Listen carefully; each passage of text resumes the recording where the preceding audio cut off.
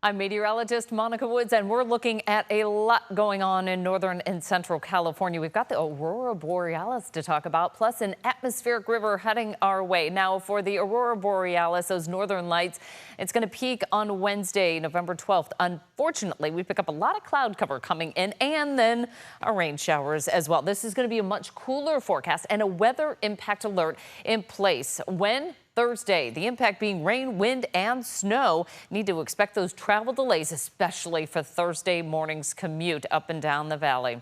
A look at our big weather pattern shift. Now, the timing begins late Wednesday with the impacts being commutes, trees, and power outages possible. Winds pick up late Wednesday, last through Thursday. Gusty not only for the valley, but in the Sierra, and we'll see snow below the passes. It starts off pretty high for that snow elevation at about 9,000 feet, but through the day on Thursday, it will continue to lower all the way into Friday morning when it's as low as 5,000 feet. That's going to put it into the upper foothills and lower Sierra. So prep now.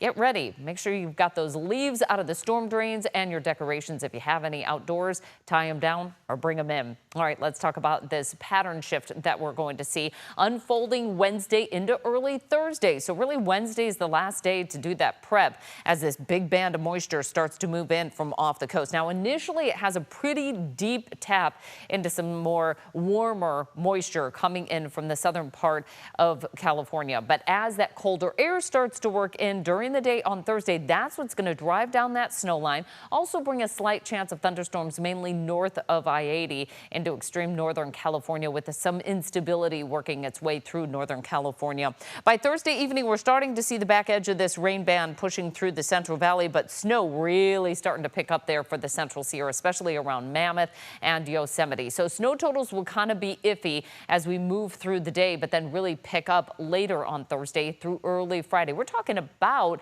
4 to 24 inches plus in the Sierra. Nice to see that in November, especially edging towards Thanksgiving.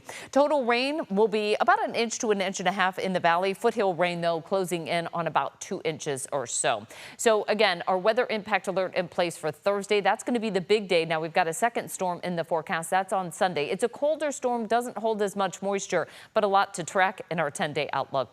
For Wednesday, we've got highs near 60 for the Sierra, 60s to lower 70s down low. In the Central Sierra, we're in the 60s. The valley still sitting in the 70s. So Wednesday's still a fairly nice day to get out and about. Central Coast, we're in the 60s, 70s inland. We'll see very similar represented temperatures throughout the Bay Area, 60s along the coast, 70s inland. Along the Northwest Coast, we're in the 60s, and then the north end of the valley will top out in the upper 60s for our Wednesday. For the capital region, we're in the upper 60s to right around 70. So pretty close to average, actually. Moving on to our extended forecast, we see quite a weather pattern shift taking shape here. As we head into our extended forecast, we're expecting periods of on and off rain and snow from the mountains through the foothills and the coast, with our 10-day forecast also showcasing that weather impact alert on Thursday with areas of rain that kind of opens the door for that colder air to work in. And we see highs by early next week only in the upper 50s with, again, another chance for showers coming in to wrap up the weekend.